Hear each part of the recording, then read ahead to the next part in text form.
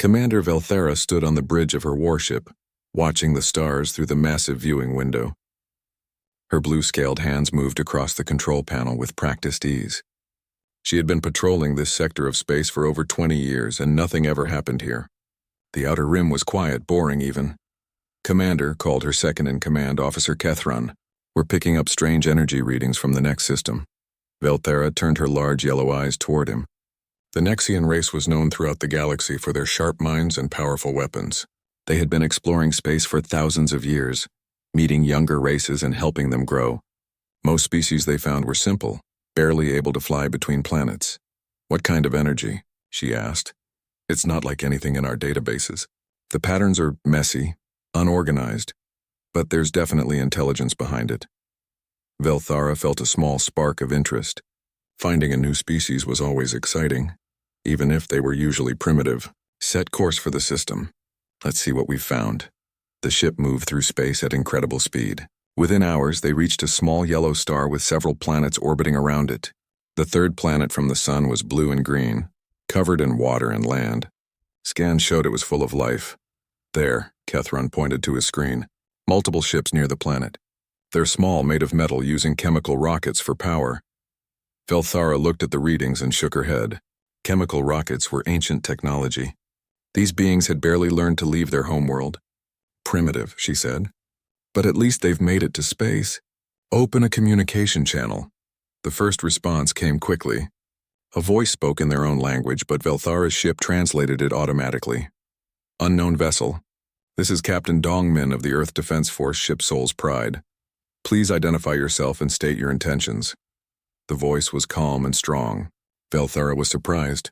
Most young species panicked when they met aliens for the first time. This is Commander Velthera of the Nexian Confederation. We come in peace to make contact with your species. There was a pause. Then Captain Dongmin spoke again. We welcome peaceful contact. Would you be willing to meet face to face? Of course, Velthera replied. We'll dock with your largest ship. An hour later, Velthera walked through the airlock into the human ship.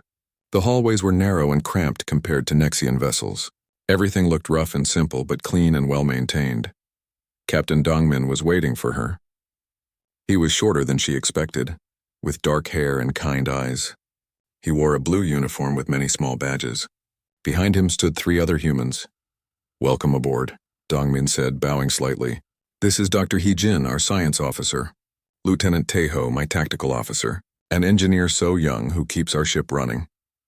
Each human looked different from the others. Dr. He-jin was a woman with long black hair and curious eyes that seemed to study everything. Lieutenant Taeho was young and eager, standing very straight like a good soldier. Engineer So Young was small, but her hands were covered in oil stains that showed she worked hard with machines. Your ship is interesting, Velthera said politely. It wasn't really interesting, just simple and crude, but she didn't want to insult them. We know our technology is basic compared to yours, Dr. He-jin said with a smile, but we're always eager to learn. Your ship is amazing. The energy readings we detected are incredible. Velthera was surprised by the humans' honesty. Most young species tried to pretend they were more advanced than they really were. We've been traveling space for a very long time. Perhaps we can share some knowledge with you. That would be wonderful, Captain Dongmin said, but we don't want to just take from you. What can we offer in return? This surprised Velthera even more. Young species usually just asked for technology and weapons. We'll think of something, she said. Over the next few hours, she learned about the humans.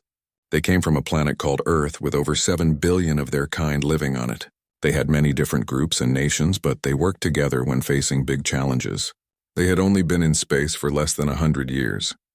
What struck Velthera most was how they talked about each other. Lieutenant Taeho mentioned his sister who lived on Earth and was studying to become a teacher. Engineer So Young showed pictures of her young daughter taking her first steps. Dr. He-jin talked about her husband who was a doctor helping sick people. This was strange to Velthera. Nexians cared about their families, but they didn't talk about them during work. These humans seemed to carry their loved ones with them everywhere, even into space. Tell me about your military, she said to Captain Dongmin. We fight to protect our home and our people, he said simply. Every person in our defense force volunteered. Nobody was forced to join. You fight for honor and glory? Dongmin looked confused. We fight because someone has to. Because our families and friends need protection. Because it's the right thing to do. Velthara didn't understand this completely, but she nodded anyway. Young species often had simple ideas about war and peace. They would learn as they grew older. Commander. Kethron's voice came through her communication device. We're receiving urgent messages from Confederation Command. Excuse me, Velthara said to the humans. I must return to my ship. Back on her bridge, she listened to the emergency message with growing concern. Something terrible was happening in the core worlds. Ancient enemies had awakened. Fleets were being destroyed. Entire planets were going silent. But surely it couldn't be that serious. The Confederation had the best technology in the galaxy. They had never lost a real war. Whatever this threat was, they would handle it like they always did. She looked back at the human ship through her window. Such a young, innocent species. They had no idea how dangerous the galaxy could be. It was her duty to protect them, just like the Confederation protected all younger races. Send a message to Earth Defense Command, she told Kethron. Tell them we're establishing formal diplomatic relations, and prepare a cultural exchange program. These humans seem eager to learn. Little did she know that soon, she would be the one learning from them. The human ship slowly moved away, returning to their home planet. Velthara watched it go, thinking about the strange things she had seen. Humans who carried pictures of their families into space. Soldiers who fought not for glory, but because they thought it was right. A species that offered to give back instead of just taking. They were definitely primitive, but there was something about them that felt different. Something she couldn't quite understand yet. But she had time to figure it out. After all, young species like humans needed years of guidance before they were ready for the real galaxy. She had no idea how wrong she was about everything. 3 months had passed since Velthara first met the humans. The cultural exchange was going well.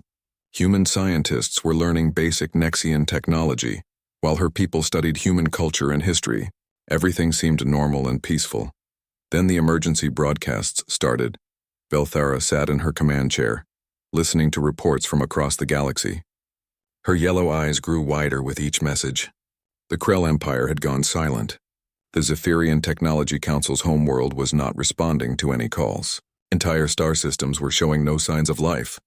Commander, Kethron said, his voice shaking. We're receiving a priority message from High Command. The holographic image of Fleet Admiral Zorthak appeared in front of her. The old Nexian's usually calm face was filled with fear. All ships prepare for immediate evacuation protocols. The Devourers have awakened. Velthara felt ice run through her veins. Every child in the galaxy knew stories about the Devourers, but they were just myths. Ancient tales meant to scare young ones into behaving. They weren't real. 37 systems have been consumed in the past week, the Admiral continued. The Devourers are moving toward the galactic core. All civilian populations must be evacuated immediately. Military forces are to focus on saving lives, not fighting. We cannot win against them. The message ended, leaving Velthara's bridge in complete silence. Cannot win? The Confederation had never said those words about any enemy. They had the most advanced weapons, the smartest strategies, the strongest ships in the galaxy. Orders, Commander? Kethron asked quietly. Set course for Earth, she said. We need to evacuate the humans immediately. The journey to Earth took 2 days. During that time, more reports came in. The mighty Krell battle fleets with their planet-killing weapons had been destroyed in hours. The Zephyrians, whose technology was so advanced it seemed like magic, had simply vanished. Species that had ruled the galaxy for thousands of years were gone. When they arrived at Earth, Velthara immediately called Captain Dongmin. His image appeared on her screen, and she was surprised to see him smiling. Commander Velthara, good to see you again. How can we help you? Captain, you need to evacuate your people immediately. We're here to escort you to a safe sector of space. Dongmin's smile faded. What's wrong? Velthara explained about the Devourers. She told him how they consumed entire worlds, turning all matter into more of themselves. She described how the greatest civilizations in the galaxy had fallen in days. When she finished, Dongmin was quiet for a long moment. Then he said something that shocked her. We want to help fight them. Captain, you don't understand. Your weapons cannot hurt these things. Your ships are too slow to escape them. Even our most advanced technology barely slows them down. Then we'll make better weapons, Dr. Hygen's voice came from off-screen. The scientist moved into view, her eyes bright with excitement. "We've been studying the data you shared with us. I think I understand something about these devourers that others might have missed." "What are you talking about?" Velthara asked. Dr. Hyjin held up a small device. "We've been analyzing the energy patterns from the destroyed systems. The devourers aren't just eating matter. They're consuming information, everything that makes a civilization unique." Engineer So Young appeared next to her. "And I've been working on something. A new type of weapon based on your resonance technology, but modified with human engineering principles." Velthara stared at them. These humans had known about the devourers for less than an hour, and they were already talking about fighting them. "This is not a discussion. I'm here to save your species, not watch you destroy yourselves." "With respect, Commander," Captain Dongmin said, "that's not your choice to make. This is our galaxy too. If everyone runs away, who's going to stop them? No one can stop them. That's what you don't understand." Lieutenant Tejo stepped into view. "My sister called me yesterday. She just had her first baby, my nephew. His name is Jinwoo. He's 3 days old." The young officer's voice was steady but determined. "I'm not running away and leaving him to face those things when they finally catch up to us." Velthara felt frustrated. These humans didn't understand how dangerous the devourers were. "You'll all be killed. Your entire species will be extinct." "Maybe," Dr. Hyjin said, "but maybe not. What if there's something about humans that the devourers haven't faced before? What could you possibly have that the Krell or Zephyrians didn't?" Engineer So Young looked at the others, then back at Velthara. "Each other." Velthara didn't understand what that meant, but before she could ask, her communication system buzzed. Another message from High Command. This time, the Fleet Admiral looked even more desperate. "All units, the Confederation Council has authorized any alliance necessary to stop the Devourer advance. If you encounter any species willing to fight alongside us, you are authorized to provide them with any technology or support they request." The message ended. Velthara looked at the humans on her screen. They were watching her with hope and determination. "You're really serious about this," she said. "Completely," Captain Dongmin replied. "Your ships will be destroyed. Your weapons will be useless. You'll be flying into certain death." "Probably," Lieutenant Tejo said, "but we'll be flying together." Dr. Hyjin leaned forward. "Commander, I need to show you something. Can we meet on your ship? I think I've found something important." An hour later, Dr. Hyjin and Engineer So Young were in Velthara's science lab. The human scientist was pointing at readings on the holographic display. "Look at these patterns," Dr. Hyjin said. "The devourers consume matter, yes, but they also absorb the neural patterns of every species they encounter. They're learning from each civilization they destroy." "We know this already," Velthara said impatiently, "but they're also getting stronger from it. Each species they consume makes them smarter, more adaptable. That's why they've been able to defeat everyone so easily." Engineer So Young activated her device. "But what if we gave them something they couldn't process? Something that would confuse their systems instead of making them stronger?" "Like what?" Dr. Hyjin smiled. "Like human emotional connections, our bonds to each other, our willingness to sacrifice for others, our ability to find hope in hopeless situations. These aren't logical patterns that can be easily absorbed and used." Velthara stared at them. "You want to weaponize your emotions?" "Not weaponize," Engineer So Young corrected. "Share them. Broadcast them directly into the Devourer network when they try to consume us." "That's insane." "Maybe," Dr. Hyjin said, "but it's also the only plan anyone has come up with that isn't just running away." Velthara looked at these two human females. They were talking about facing the most terrifying force in the galaxy, and they seemed almost excited about it. Not excited about the fighting or the glory, but excited about the possibility of protecting their people. "Even if your plan works, most of you will die," she said quietly. "Most of us will die anyway if we do nothing," Engineer So Young replied. She pulled out a small picture from her pocket. It showed her holding a little girl. "This is my daughter, Erin.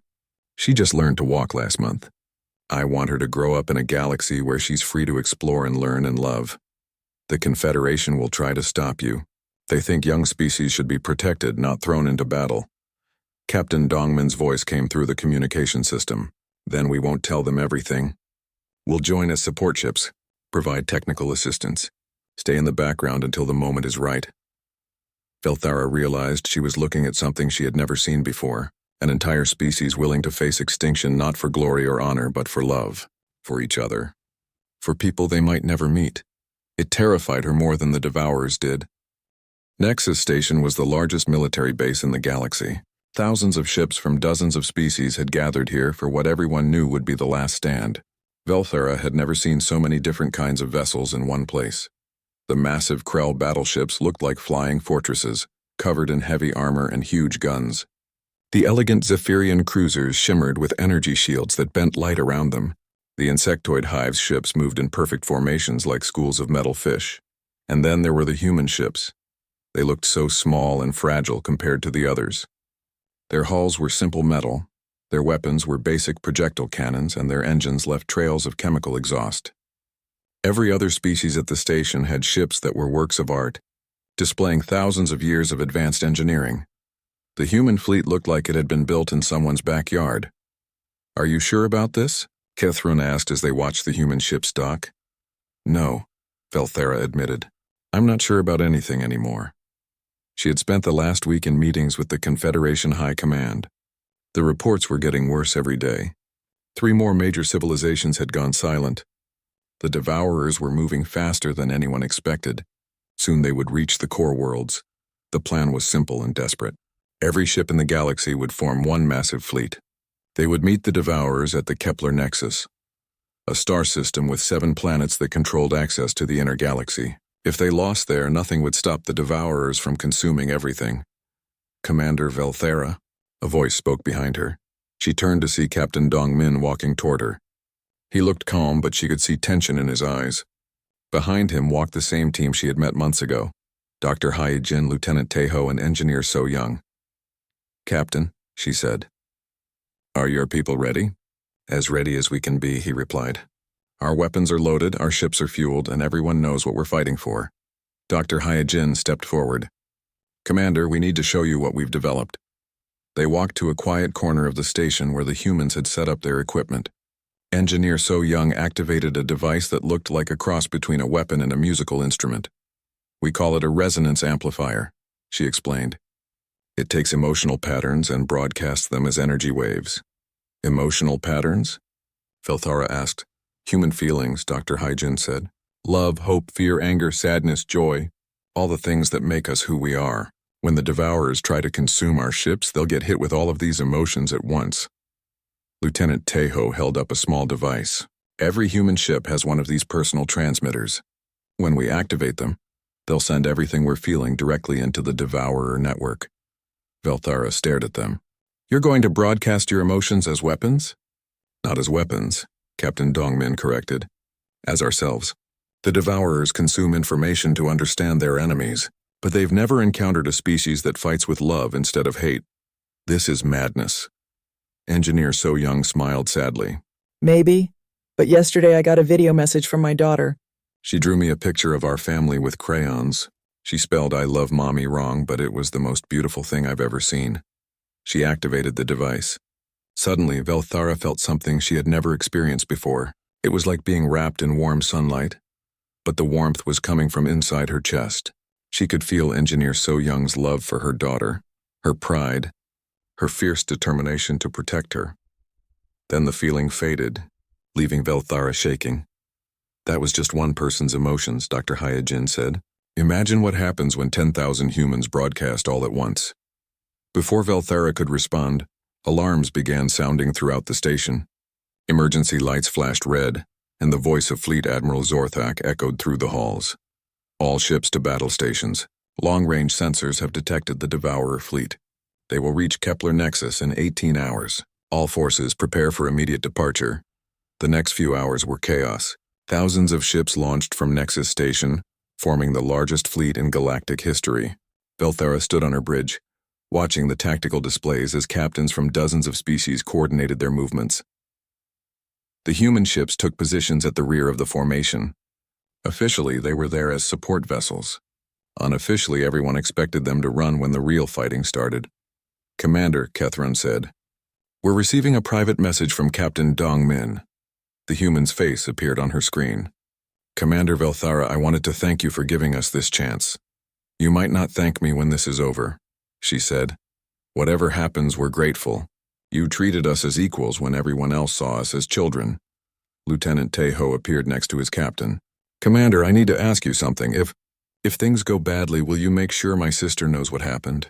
Her name is Haun. She lives in Seoul. And my husband, Dr. Haijin added, stepping into view. His name is Junho. Tell him I was thinking about him. My daughter, Arin, Engineer So Young said. Tell her that Mommy loved her more than all the stars in the sky. Velthara felt something tight in her chest. Why are you telling me this? Because someone should remember, Captain Dongmin said simply. If we don't make it back, someone should remember that we were here. That we tried. That we cared. The communication ended, leaving Velthara alone with her thoughts. She looked around her bridge at her own crew. They were all focused on their tasks, preparing for battle like the professional soldiers they were. But none of them had asked her to remember them. The fleet traveled through space for 16 hours. When they finally reached Kepler Nexus, the Devourers were waiting. Velthara had seen pictures of them in intelligence reports, but seeing them in person was different. They weren't ships in any normal sense. They were massive, organic-looking structures that moved like living creatures. Some were miles long, covered in what looked like metal skin that rippled and flowed. Others were smaller but moved in swarms of thousands, and there were so many of them. Fleet count is over. 50,000 enemy vessels, her tactical officer reported. The Allied fleet had 12,000 ships. They were outnumbered 4-1 by creatures that had already destroyed the most advanced civilizations in the galaxy.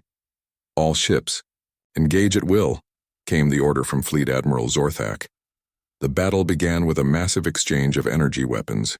The space between the two fleets lit up like a light show as millions of weapons fired at once. Velthara watched her tactical display as green dots representing Allied ships began disappearing. The Krell are taking heavy losses, Kethron reported. The Zephyrian shields are failing. What about the humans? Still holding position at the rear of the formation, Velthara nodded. At least they would survive a little longer. Then everything changed. A group of Devourers broke through the Allied lines and headed straight for the human ships. These weren't the massive capital vessels, but smaller fast attack units that moved like hungry predators. The human ships scattered, but they were too slow. The Devourers caught up to them easily. That's when Velthara saw something that would haunt her forever. Instead of trying to escape, the human ship called Busan's Defiance turned around and flew directly toward the largest Devourer vessel. Its hull was already damaged, its engines were failing, and its weapons were almost out of power. What are they doing? Kethron whispered. Lieutenant Tejo's voice came over the communication channel, calm and clear. This is Busan's Defiance to all ships. Tell my sister Hayun that I kept my promise. Tell her I love her. The small human ship crashed directly into the Devourer vessel. Both ships exploded in a ball of fire that lit up the darkness. But something else happened in that explosion. Something that made every sensor on every ship start screaming warnings. The explosion from Busan's Defiance was unlike anything Velthara had ever seen. It wasn't just fire and energy. Something else spread out from the blast, invisible but powerful, like ripples in a pond made of space itself. Every Devourer ship within 1,000 miles suddenly stopped moving. They hung in space like confused animals, their usual coordinated attacks falling apart.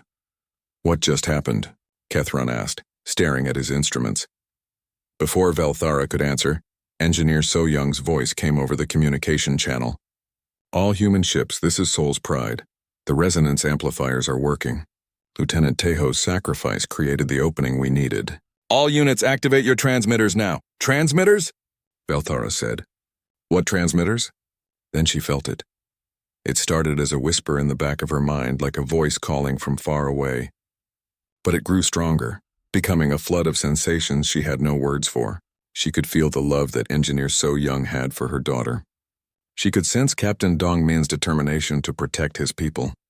She experienced Dr. Haijin's curiosity about the universe, her wonder at meeting alien life. But it wasn't just the people she knew.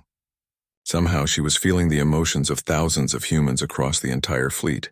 A mother who had never held her newborn son. A teacher who wanted to see his students grow up. An artist who dreamed of painting alien sunsets. A farmer who missed the smell of Earth's soil. All of their hopes, dreams, fears, and love were flowing through space like a river of pure emotion, and the Devourers were drowning in it. Commander, her tactical officer called out. The enemy ships are... They're not attacking. They're just floating there. Velthara forced herself to focus on the tactical display. The Devourer fleet, which moments before had been tearing through the Allied forces like they were made of paper, had stopped fighting completely.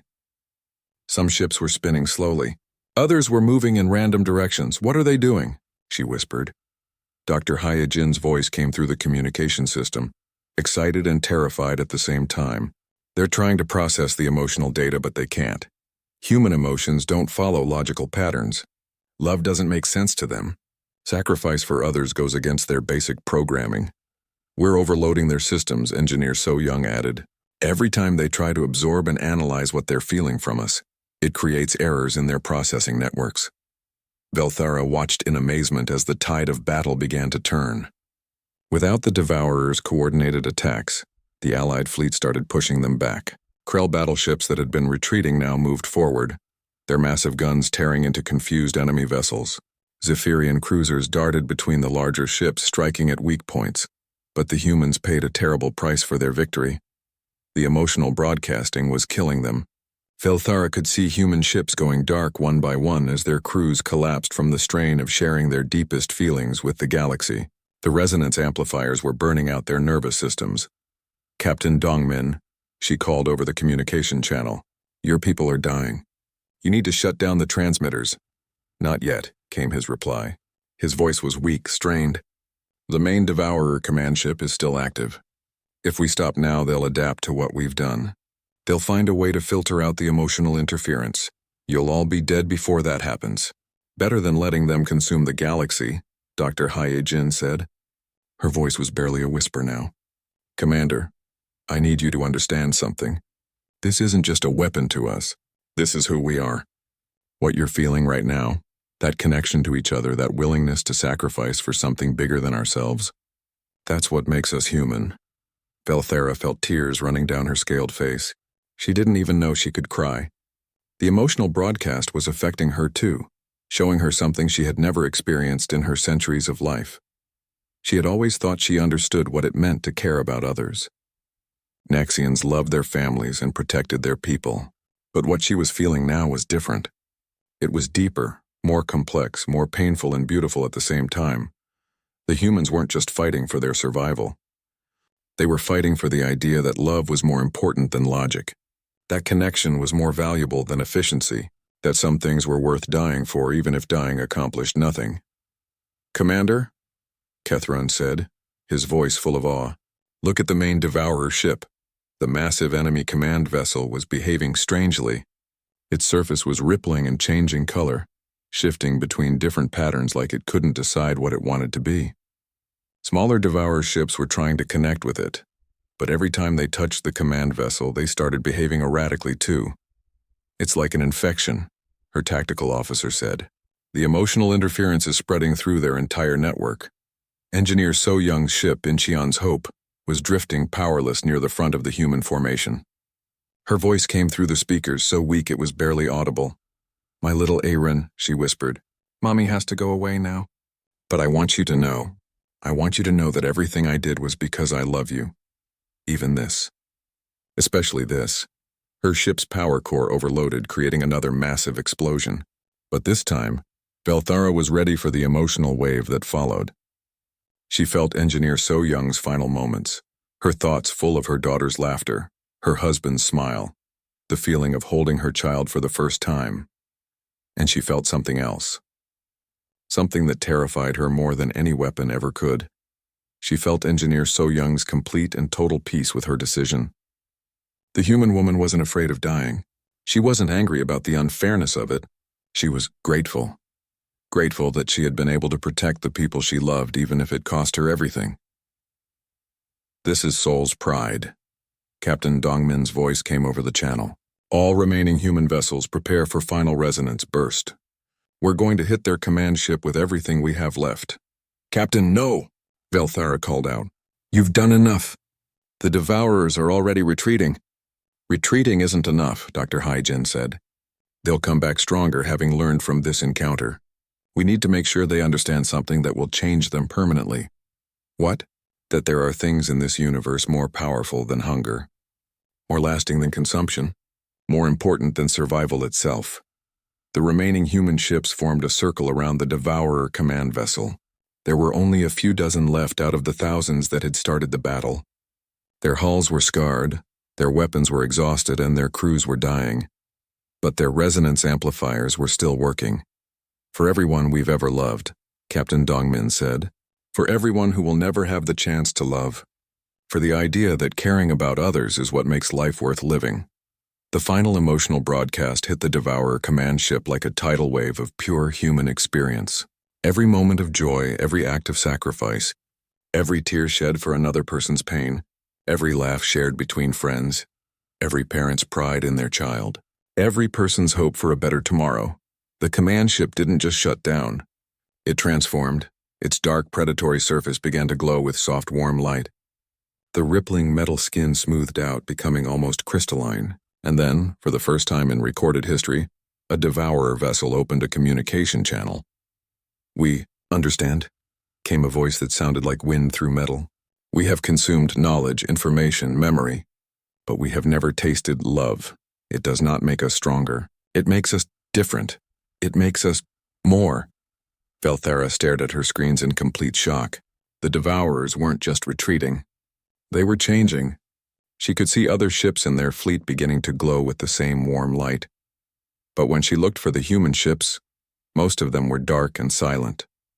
The emotional broadcasting had burned out their crews' nervous systems. Captain Dongmin, Dr. Hyejin, Engineer So Young, and thousands of others had given everything they had. They had saved the galaxy by teaching their greatest enemy how to love. And Velthara realized that she would never be the same again. The silence after the battle was deafening. Velthara floated through the wreckage in a rescue pod, searching for survivors among the human ships. Most of the vessels were dark and cold, their crews dead at their stations. But she had to keep looking. She had to find someone alive who could help her understand what she had witnessed.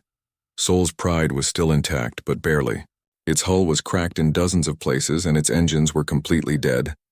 When Velthara's pod docked with the ship, she found the airlock sealed and the hallways filled with emergency lighting.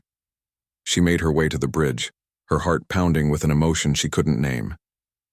When the doors opened, she found Captain Dongmin slumped in his command chair. His eyes were closed, his breathing shallow, but he was alive, Captain, she said softly.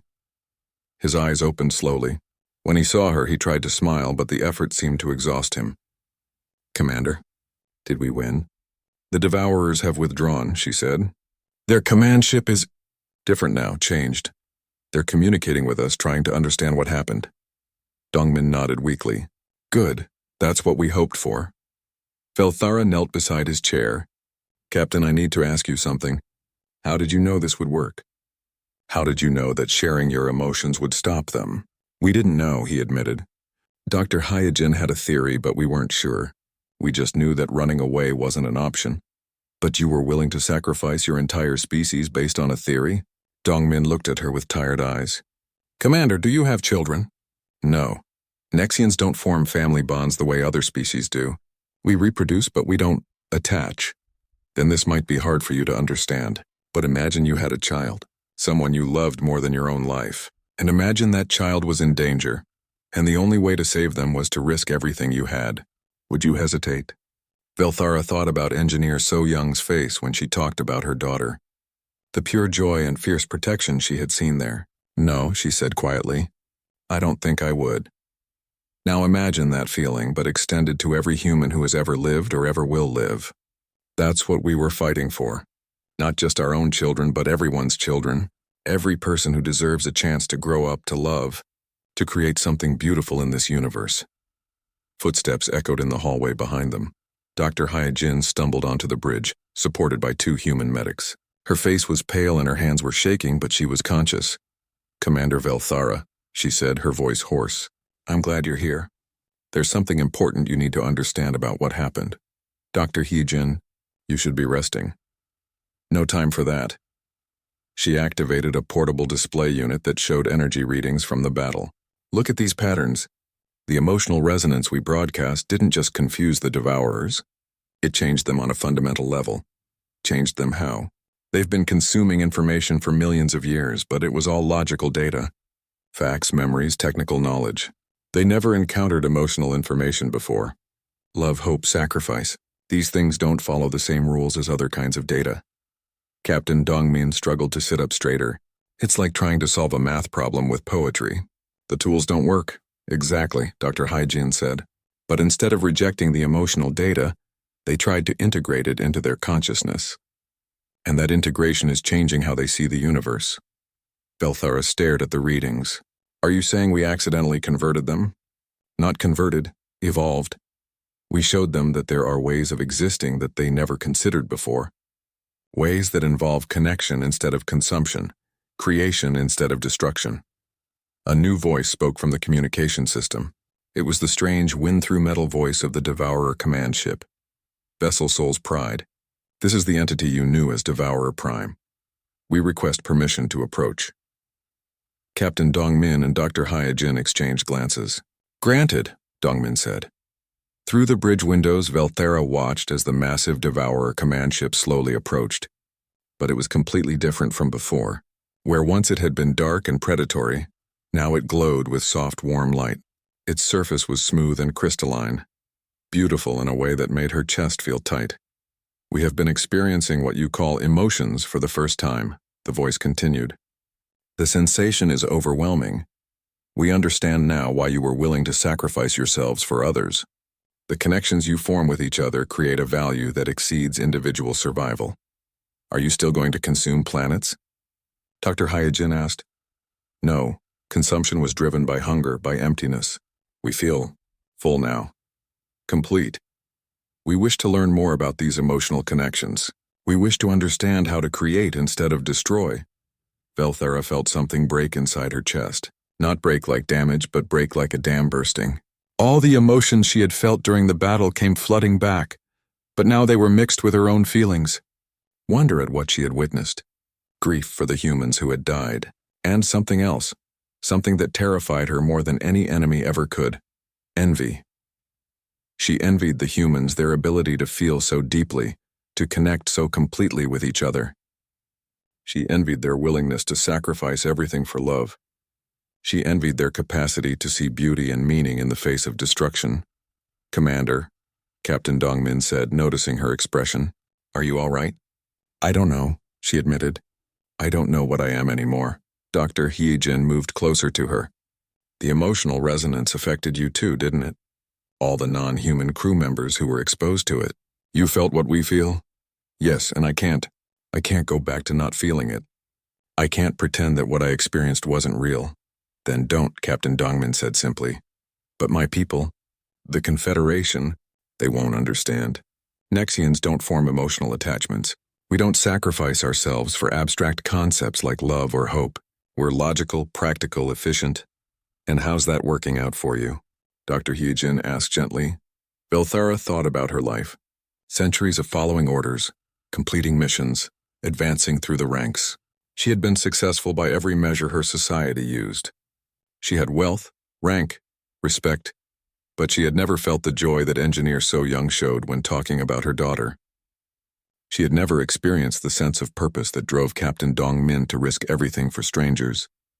She had never known the wonder that lit up Dr. Haijin's eyes when she discovered something new about the universe. It's not working at all, she whispered. Then maybe it's time to try something different.